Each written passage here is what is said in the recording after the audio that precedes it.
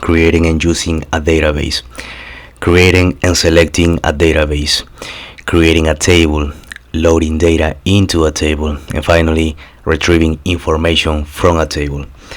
Once you know how to enter SQL statements, you are ready to access a database. Suppose that you have several pets in your home, you're a menagerie, and you would like to keep track of various types of information about them. You can do so by creating tables to hold your data and loading them with the desired information. Then you can answer different sorts of questions about your animals by retrieving data from the tables.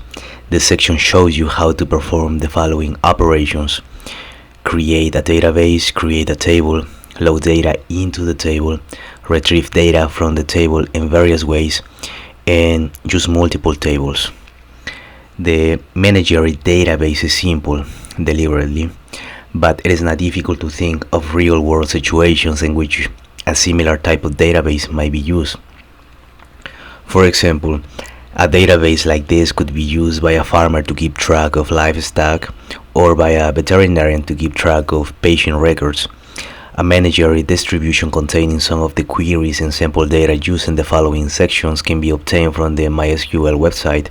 It is available in both compressed tar file and zip formats at this URL, and you can check out this link. So this is the URL, MySQL documentation, and you have all this information here. So use the show statement to find out what databases currently exist on the server. So right now you can go into your MySQL terminal, so we can type in MySQL, and we can, what is MySQL, we can grab this one, for example, this terminal, and I can just enter my password, but I just like to use my Windows shell, my Windows PowerShell. So what I'm gonna do is I'm gonna type in MySQL, okay, MySQL, then I'm gonna type -u, and then this one is gonna be a root, and then -p for password. And now I'm gonna enter my password. So I'm in MySQL right now, and I'm gonna use the show statement, and I'm gonna go here, maybe a little bigger, and I'm gonna type it in with capital letters. So I'm gonna type in show data bases, like that, databases, and don't forget to use the semicolon at the end. So show databases, and here I have, okay, I have 6. So I have information underscore schema, MySQL, performance underscore schema, Sakela, SYS, and world. So we have that. Okay, MySQL database describes user access privileges. So they're talking about this, the second one here. Well, in my case, let me see, let me move it down. So we have this MySQL, the second one, describes user access privileges. The test database often is available as a workspace for users to try things out. Let's see if I don't have it here. Let me see, they have MySQL test and TMP. So I only have this MySQL, and I have different ones. Okay, the list of databases displayed by the statement may be different on your machine. So show databases does not show databases that you have no privileges for.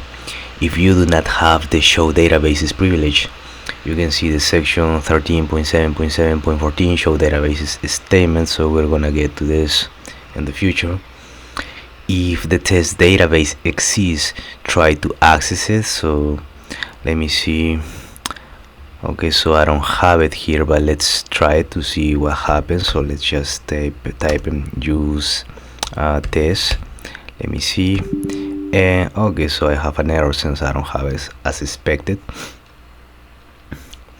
Let me see. So here we have use, like quit, does not require a semicolon. As you can see here, I type in use and then test, and I omitted the semicolon, and then it still work. So you can terminate such statements with a semicolon if you like. It does not harm. The use statement is special in another way too. It must be given on a single line. You can use the test database if you have access to it for examples that follow, but anything you create in that database can be removed by anyone else with access to it. For this reason, you should probably ask your MySQL administrator for permission to use a database of your own. Suppose that you want to call yours menagerie.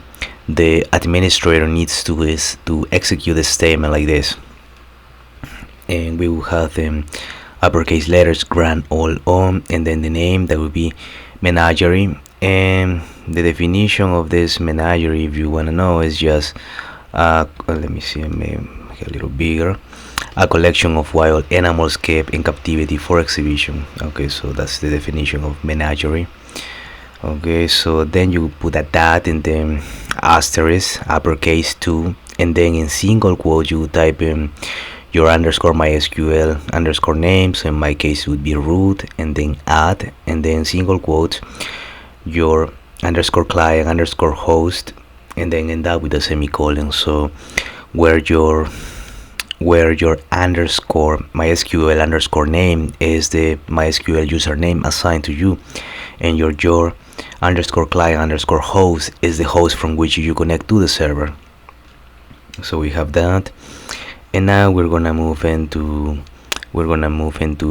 creating and selecting a database. So this was the general overview, so we can move to the let's close this one, and we're gonna move to 3.3.1, creating and selecting a database.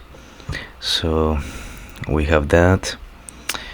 If the administrator creates your database for you when setting up your permissions, you can begin using it. Otherwise you need to create it yourself. So we're gonna create a database that is gonna be called menagerie. So let me see, we can go here and just in uppercase letters create database like that, and we are gonna name it, okay, it has to be in lowercase letters, so it's gonna be menagerie,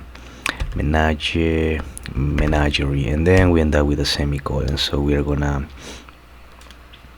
press enter, and okay, query okay, one row affected, and now let's see, okay, let's see show databases like that, and we end up with a semicolon.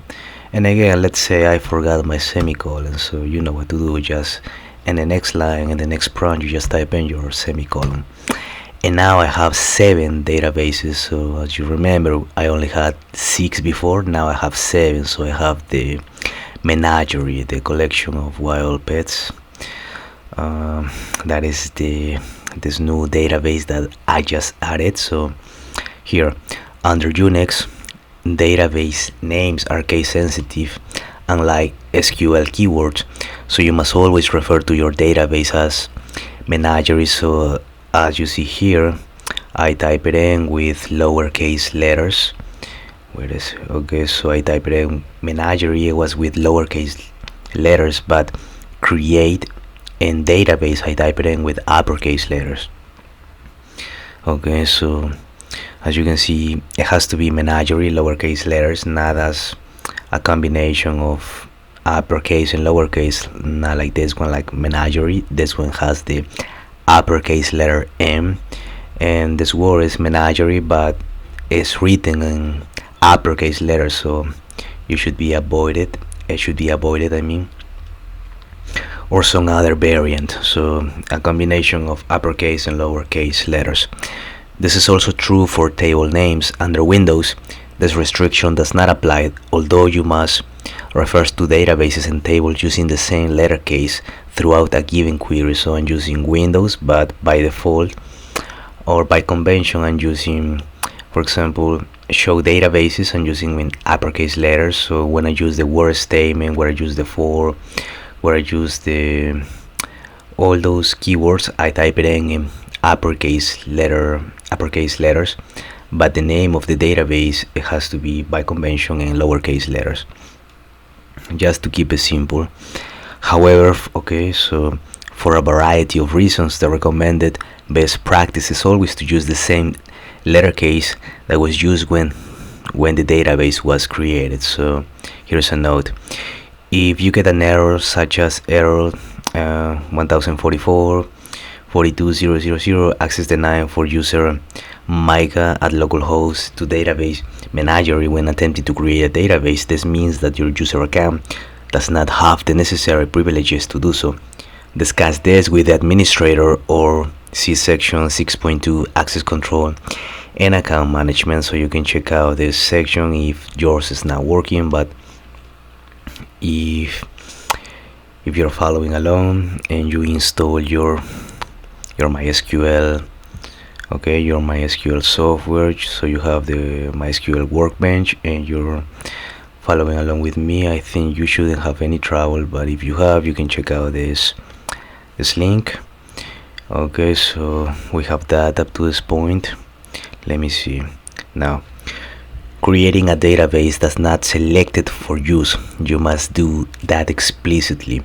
To make Menagerie the current database, use this statement: use Menagerie. So, and again, the keyword, okay, let's close this and go for the terminal.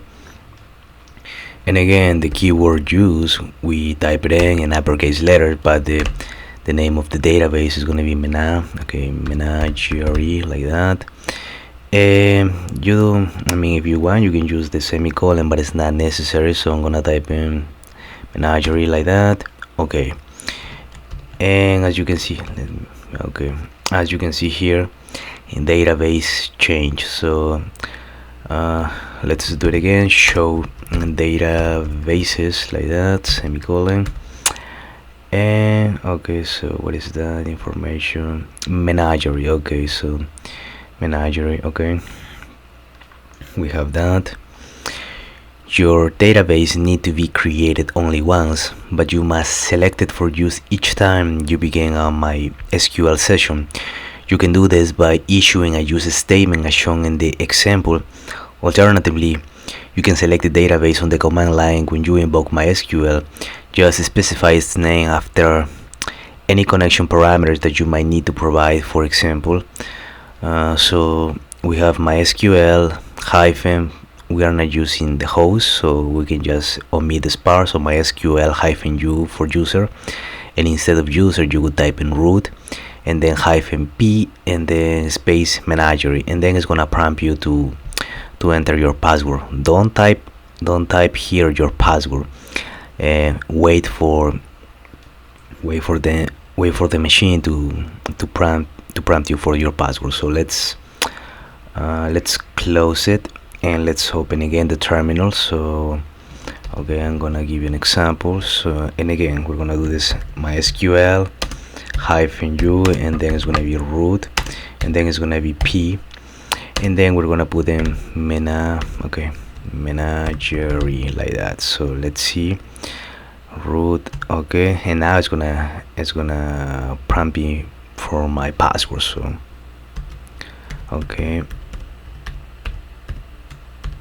okay, so I'm in, and now I can type in show databases, and I have it here. And again, this is important. So Menagerie, and the command just shown is not your password. If you want to supply your password on the command line after the -p option, you must do so with no intervening space, but don't do this. So here they give us this example. For example, -p, and then you would type in your password file without any space, not as -p space password. So, and again, don't do this. However, putting your password on the command line is not recommended because doing so exposes it to snooping by other users logging on your machine. So, and again, you can just do it as the way I did it. So open your terminal, just type in MySQL space -u space root space -p space and the name of your whatever database you want to select.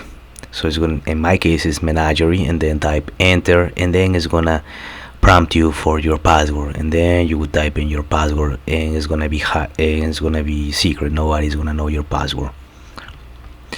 So what else do we have here? Note. You can see at any time which database is currently selected using select database. So let's try it out. Let me see. Okay, select database.